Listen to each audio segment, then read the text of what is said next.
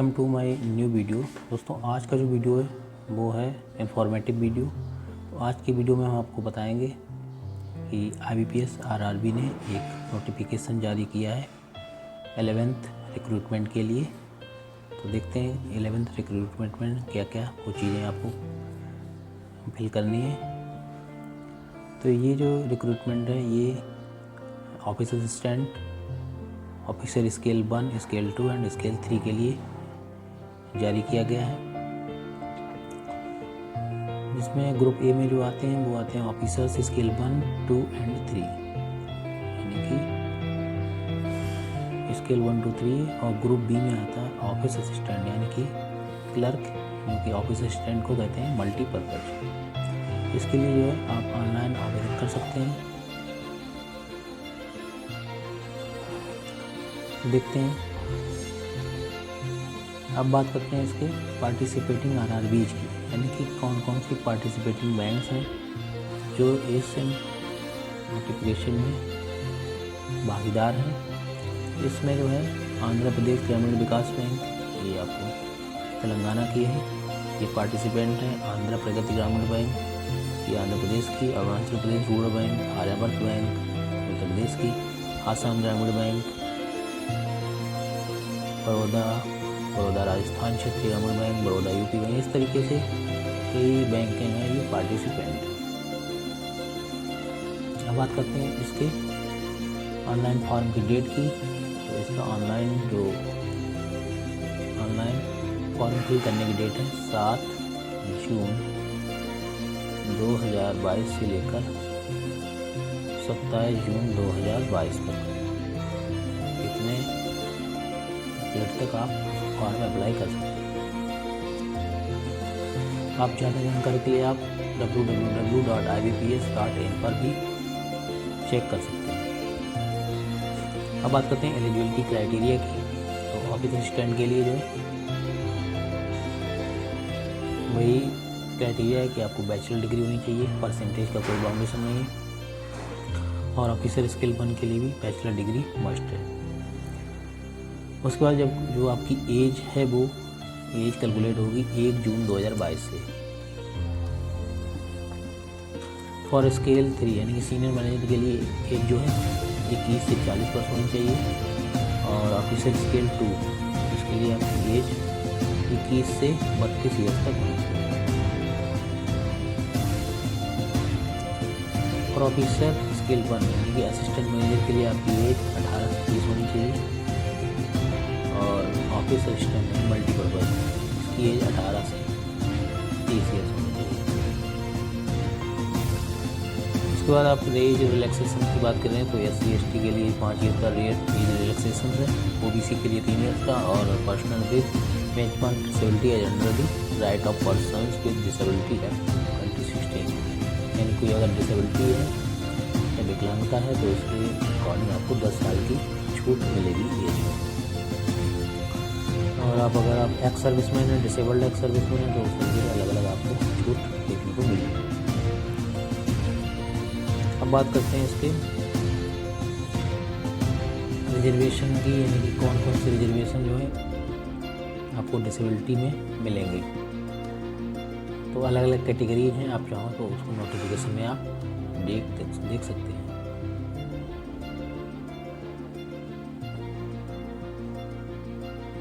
अब बात करते हैं एजुकेशनल क्वालिफ़िकेशन की। तो ये ऑलरेडी मैं कुछ थोड़ा बता चुका हूँ। तो एजुकेशनल क्वालिफ़िकेशन में आपको अगर ऑफिस असिस्टेंट यानी कि क्लर्क के लिए आप अप्लाई कर रहे हैं तो आपको bachelor degree from recognised university से होनी चाहिए। उसके बाद आपको proficiency local language as prescribed by participating RRBs, यानी जिस RRBs की जो क्षेत्रीय भाषा है वो आपको भाषा आनी चाहिए। डिजायरेबल यानी वर्किंग नॉलेज ऑफ कंप्यूटर, ये कोई ज़रूरी नहीं है लेकिन अगर हो तो अच्छा है। उसके बाद ऑफिसर स्केल 1 यानी कि असिस्टेंट मैनेजर के लिए bachelor degree in any discipline from a recognised university और इट्स इक्विवेलेंट, यानी किसी जानी मानी यूनिवर्सिटी से आपकी बैचलर डिग्री होनी चाहिए। Preference will be given to the candidate having degree in agriculture, horticulture, forestry and animal husbandry. अगर आपको इस टॉपिक पे अगर कोई आपकी बैचलर डिग्री है तो आपको प्रेफरेंस दी जाएगी। अब बात करें अगर ऑफिसर स्केल 2 के लिए, यानी कि जनरल बैंकिंग ऑफिसर या मैनेजर के लिए, तो इसके लिए आपको बैचलर डिग्री तो चाहिए विद इसमें कंडीशन ये है कि आपको 50% मार्क होने चाहिए और आपको 2 years as a officer as a banking of financial institution, यानी कि 2 साल का आपका अनुभव होना चाहिए एज ए ऑफिसर स्केल 1 के।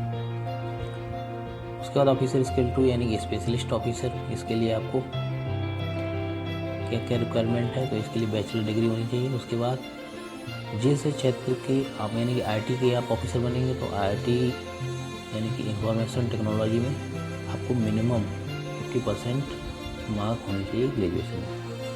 उसका डिजायरेबल है, यानी कि डिजायरेबल जो है ये आपको निश्चित नहीं है, लेकिन फिर भी अगर हो तो अच्छा है, यानी कि ASP हो, PHP हो, C++ हो, यानी जावा, BB, BC हो तो OCP, और चार्टर्ड अकाउंट ये डिटेल अगर हो तो अच्छा है। उसके बाद ट्रेजरी मैनेजर के लिए चार्टर्ड अकाउंटेंट हो और MBA in finance from recognised university. Officer scale 3 की बात करें तो सीनियर मैनेजर, तो इसके लिए भी आपको 50% मार्क के साथ बैचलर डिग्री होनी चाहिए। उसके बाद अलग अलग सब्जेक्ट हैं उसमें आपको होनी चाहिए। इसके लिए ऑफिसर स्केल 3 के लिए मिनिमम 5 इयर्स एक्सपीरियंस होना चाहिए as an officer in bank और फाइनेंशियल इंस्टीट्यूशन, यानी कि आपको कम से कम 5 साल का अनुभव होना चाहिए बैंक और ऑफिसर की जॉब पर कार्य करते हुए।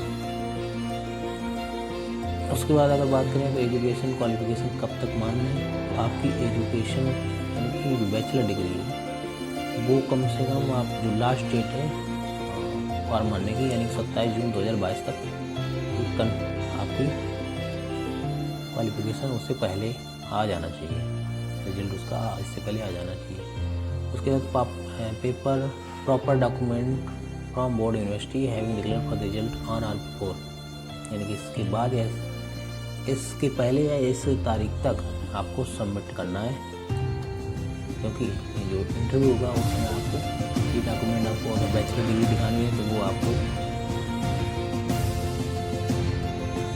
27 जून 2022 से पहले तक की आपको दिखानी पड़ेगी। उसके बाद कैलकुलेशन परसेंटेज किस तरीके से होगा तो ये भी आपको बताया गया गाइडलाइन में। अब बात करते हैं इसकी एप्लीकेशन फीस की। मैंने ऑलरेडी बताया था ऑनलाइन फॉर्म जो है 7 जून 2022 से 27 जून 2022 तक आप भर सकते हैं। वो डेट जो है वो इंक्लूड है, यानी कि 7 जून आप सुबह भर सकते हैं और 27 जून देर शाम तक। अब बात करते हैं इसके फीस की, तो ऑफिसर स्केल 1, 2, 3 इसके लिए SC/ST अगर कैंडिडेट है और PWBD है अगर तो इसके लिए 175 रुपये, 850 रुपये फॉर अदर्स और सभी के लिए 850 रुपये। ऑफिस असिस्टेंट की बात करें तो इसके लिए आपको चाहिए 175 रुपये अगर SC/ST PWBD कैंडिडेट्स हैं, और उसके अलावा 850 रुपये फॉर अदर्स। तो ये तो हमने फीस बता दी। अब बात करते हैं ऑनलाइन एग्जामिनेशन स्ट्रक्चर की। तो ऑनलाइन स्ट्रक्चर जो है प्री एग्ज़ाम होगा वो ऑब्जेक्टिव होगा और ये आपका CBT होगा, यानी कंप्यूटर बेस्ड एग्ज़ाम होगा। इसमें ऑफिस असिस्टेंट की बात करें तो रीजनिंग में आपको 40 क्वेश्चन होंगे और न्यूमेरिकल एबिलिटी में तो टोटल 80 क्वेश्चन होंगे। उसके बाद आपको टाइमिंग जो दी रहेगी वो 45 मिनट की टाइमिंग आपको 80 क्वेश्चन सॉल्व करने में।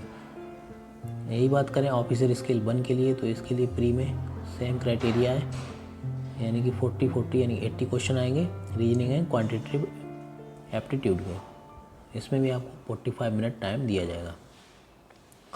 उसके बाद अगर ये कट ऑफ अगर क्रॉस कर लेते हैं प्री की तो आपको मेंस एग्ज़ाम में ऑफिसर असिस्टेंट के लिए तो इसके लिए रीजनिंग जो है रीजनिंग के 40 क्वेश्चन, कंप्यूटर नॉलेज के 40 क्वेश्चन, जनरल अवेयरनेस के 40 क्वेश्चन, इंग्लिश लैंग्वेज 40 और हिंदी लैंग्वेज 40 और न्यूमेरिकल एबिलिटी। इस तरीके से टोटल आपका जो एग्ज़ाम होगा वो 200 यानी कि 200 का होगा और इसमें आपको टाइम मिलेगा 120 मिनट यानी कि 2 आवर। ये मिलेगा ऑफिस असिस्टेंट यानी मेंस एग्ज़ाम में। अब बात करते हैं ऑफिसर स्केल 1 के लिए। तो इसमें भी आपको 200 क्वेश्चन होंगे और आपको टाइम मिलेगा 2 आवर का।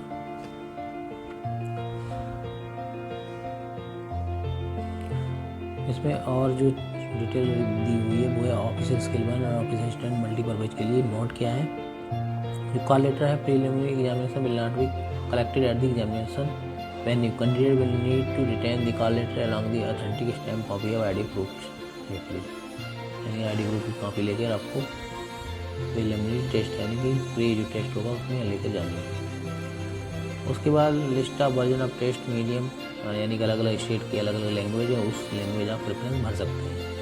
जिस आरआरबी के लिए आप अप्लाई करेंगे उसी आरआरबी को उसी आरआरबी स्टेट की लैंग्वेज को प्रेफर चॉइस करेंगे, उसी में आपका एग्जाम होगा। उसके बाद ऑफिसर स्केल 2 के लिए 200 नंबर का सिंगल पेपर होगा, जिसमें आपको 2 घंटे का टाइम मिलेगा। ऑफिसर स्केल 2 स्पेशलिस्ट कैडर के लिए 2 घंटे का टाइम, 240 क्वेश्चन। ऑफिसर स्केल 3 के लिए आपको 200 क्वेश्चन और 2 घंटे का टाइम। उसके बाद आपको पेनल्टी भी देनी है और wrong answer applicable to all preliminary mains and single level exam. सभी एग्जाम के लिए आपको एक पेनल्टी भी आपको देनी है।